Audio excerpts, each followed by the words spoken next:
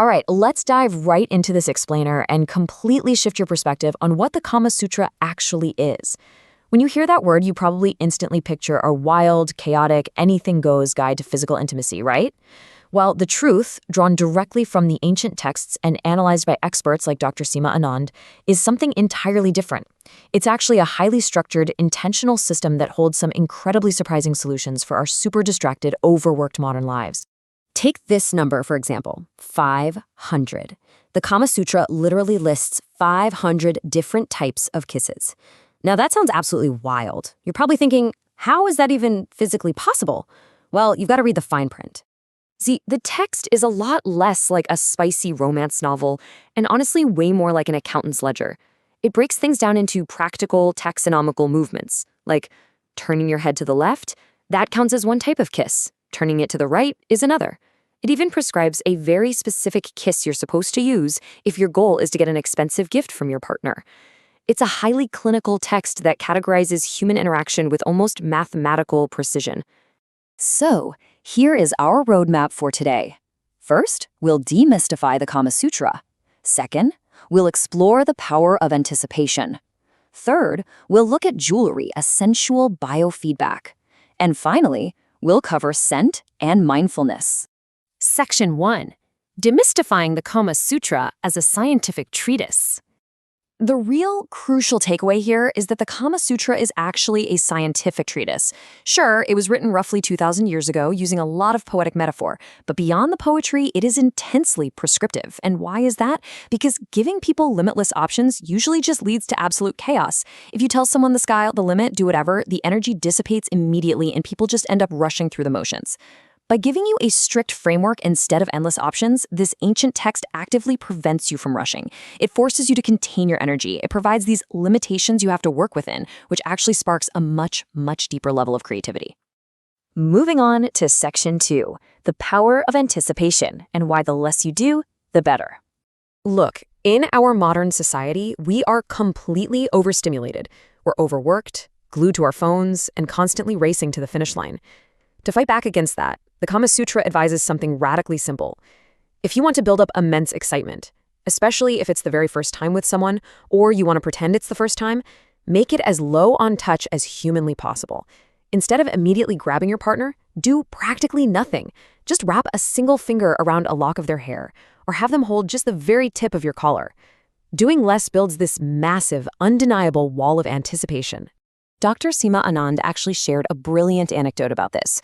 Back in university, some 42 years ago, she went on a date that consisted of sitting with a guy for 3 solid hours, deeply debating the philosophy of Immanuel Kant. The only physical contact? Every so often, he'd lean forward and just gently rub his lower lip against hers. She could feel his breath on her face, and that was literally it. Over 4 decades later, she still calls it her most memorable date ever. That is the sheer power of doing less to build anticipation. Let's slide right into Section 3, jewelry biofeedback as a sort of ancient technology. Nowadays, most of us learn about intimacy through a highly visual lens, mostly from modern adult content. And because that media is strictly designed for a camera, it prioritizes large, bouncing, exaggerated visual performances. But the Kama Sutra offers a total stark contrast. It prioritizes your internal rhythm and pleasure, and it uses this completely brilliant mechanism to help you achieve it: heavy jewelry. You see, back in ancient India, full nudity wasn't considered inherently erotic. It was just viewed as innocent and beautiful. What actually made it erotic was adding ornamentation, veils, flowers, and specifically heavy jewelry.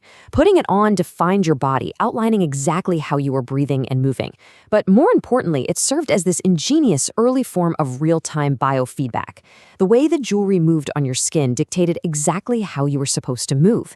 It was a complete sensory theater of preparation. Let's actually break down how flawless this was. Take the waistband, the gungru, which was covered in little bells. The goal was to move your hips in such tiny, focused motions that those bells stayed completely silent, pulling your focus totally inward. Then you have long earrings. Their swing would tell you if your pace was right. And when they fell forward against your skin, they literally measured your leaning distance. And anklets with bells, bringing your foot down and up, kept your pace perfectly steady. Plus, moving your legs that way naturally adjusted your hips, completely easing that lower back pain you sometimes get lying underneath a partner. These pieces literally act as a coach in the bedroom, telling you exactly how to adjust your pace and posture without ever having to break the mood for an awkward conversation. I mean, hearing how well this works, it really makes you think we should all be getting a jewelry starter pack handed to us right alongside our condoms, right? It's just the ultimate ancient toolkit for keeping you physically grounded and aware of your own body. And finally, Section 4, Scent Mindfulness and Anchoring Your Attention. So the Kama Sutra has a very specific method for applying scent. You don't just spray one perfume everywhere. Because different body parts function differently, the ancient wisdom is to massage totally distinct, unique fragrances into specific areas of the body. It creates this literal sensory map. But the true genius here isn't just that it smells amazing. It's actually an absolute life hack for mindfulness. Because let's face it, we are human. You could be with an amazing partner, but if you do the exact same routine every time, your brain's gonna zone out. Suddenly, right in the middle of a moment, you're stressing over an unsigned contract or an unsent email from work. But if you were tracing a path across your partner and you suddenly hit a completely new, distinct fragrance, that sudden shift in scent instantly snaps your brain back to attention. If you ever catch yourself wandering, this ancient technique literally yanks your focus away from your inbox and drops you right back into the present moment with your partner. So as we wrap up this explainer, I really want you to think about how these 2,000-year-old techniques apply to your life right now. By doing less to build anticipation, by actually listening to the biofeedback of your own body, and by purposely engaging your senses to map your focus, you aren't just spicing things up. You are actively fighting back against the burnout and overstimulation of the 21st century. So I'll leave you with this. In a world of constant, endless digital distraction, what ancient framework are you going to use to stay present tonight?